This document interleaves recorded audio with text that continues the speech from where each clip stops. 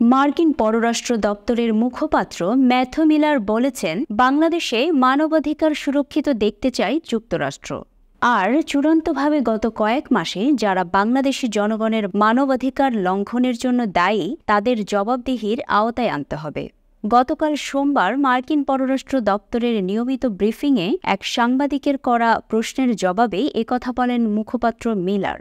এক প্রশ্নে বলা হয়, বাংলাদেশে ক্রমবর্ধমান উচ্ছৃঙ্খল জনতার সহিংসতা ও বিচার বহির্ভূত হত্যার ঘটনা নিয়ে ফ্রান্স ভিত্তিক মানবাধিকার সংস্থা JMBF এর জরুরি আহ্বানের প্রতিক্রিয়ায় যুক্তরাষ্ট্র কি কোনো সুনির্দিষ্ট পদক্ষেপ নেবে?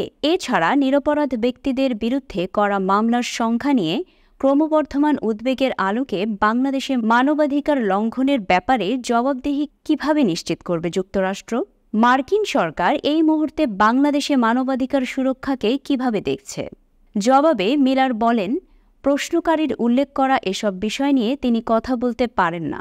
তবে তিনি বলতে পারেন, মাত্র 2 সপ্তাহ আগেই নিউ ইয়র্কে জাতিসংঘের সাধারণ পরিষদের অধিবেশনের ফাঁকে বাংলাদেশের প্রধান উপদেষ্টার সঙ্গে বৈঠক করেছেন মার্কিন পররাষ্ট্রমন্ত্রী। মিলার আরও বলেন, এই বিষয় সুস্পষ্ট করে দেওয়া হয়েছে, যুক্তরাষ্ট্র মানবাধিকার সুরক্ষিত দেখতে চায়। আর চূড়ান্তভাবে গত কয়েক মাসে যারা বাংলাদেশি জনগণের মানবাধিকার লঙ্ঘনের জন্য দায়ী তাদের জবাবদিহির আওতায় আনতে হবে। ব্রিফিংয়ে এক প্রশ্নে বলা হয়, বাংলাদেশে এখন দুর্গাপূজার সময়। নিরাপত্তা নিয়ে নানা উদ্বেগের মধ্যে দেশটির হিন্দু সম্প্রদায় তাদের সবচেয়ে বড় উৎসব দুর্গাপূজা উদযাপনের প্রস্তুতি নিচ্ছে।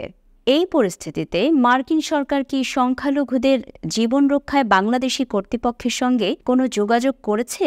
জবাবে মিলার বলেন, অবশ্যই তারা বাংলাদেশে সংখ্যালঘুদের অধিকার সুরক্ষিত দেখতে চান, আর একথা সারা বিশ্বের ক্ষেত্রেই সত্য।